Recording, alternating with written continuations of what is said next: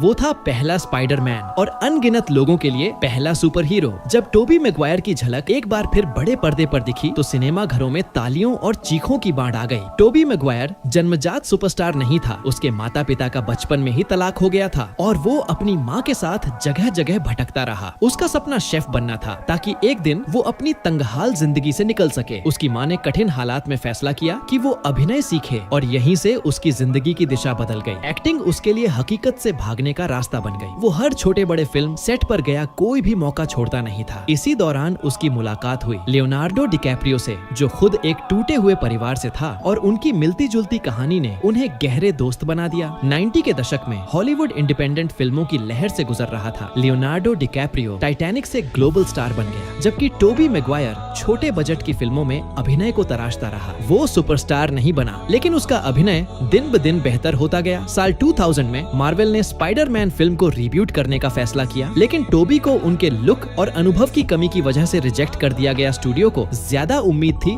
Leonardo या Heath Ledger से, लेकिन आखिरी वक्त पर डायरेक्टर सैम रेमी ने जोर देकर टोबी को लेने की सिफारिश की, क्योंकि उसका मानना था कि सिर्फ वही इंसान जो दर्द से गुजरा हो वो ही पीटर पार्कर की तकलीफ और करुणा को सही मायनों में निभा सकता है। लेकिन स्पाइडरमैन बनने के लिए एक्टिंग ही काफी नहीं थी। 10 घंटे तक वायर पर लटकना, 5 महीने की लगातार फिजिकल ट्रेनिंग, उसने पूरी जान झोंक दी उड़ने में, लड़ने में और इस किरदार को कॉमिक्स से निकालकर हकीकत बनाने में। और तब हमने देखा कि एक सुपर हीरो असल जिंदगी में कैसे संघर्ष करता है। उसे भी बॉस की डांट सुननी पड़ती है, उसे भी नौकरी के लिए भागदौड़ करनी पड़ती है और प्यार और जिम्मेदारी के बीच फंसकर टूट जाना भी पड़ता है। टोबी वाले स्पाइडरमैन की तीनों फिल्में सुपर हीरो सिनेमा का इमोशनल शिखर बन गयी। पहली फिल्म में उसने अंकल बेन को खो दिया, लेकिन जिम्मेदारी उठाई। दूसरी फिल्म में उसने अपनी ताकत छोड़ दी ताकि वो फिर से एक आम इंसान बन सके। तीसरी फिल्म में उसका सामना हुआ अपने अंदर के अंधेरे से, जलन से, गुस्से से। कोई भी टोबी की तरह एक हीरो के अंदर इतनी गहराई से इंसानियत नहीं दिखा सका। ये तीनों फिल्में पूरी दुनिया में 18 अरब की कमाई कर गईं, हर अवार्ड पर छा गईं और टोबी को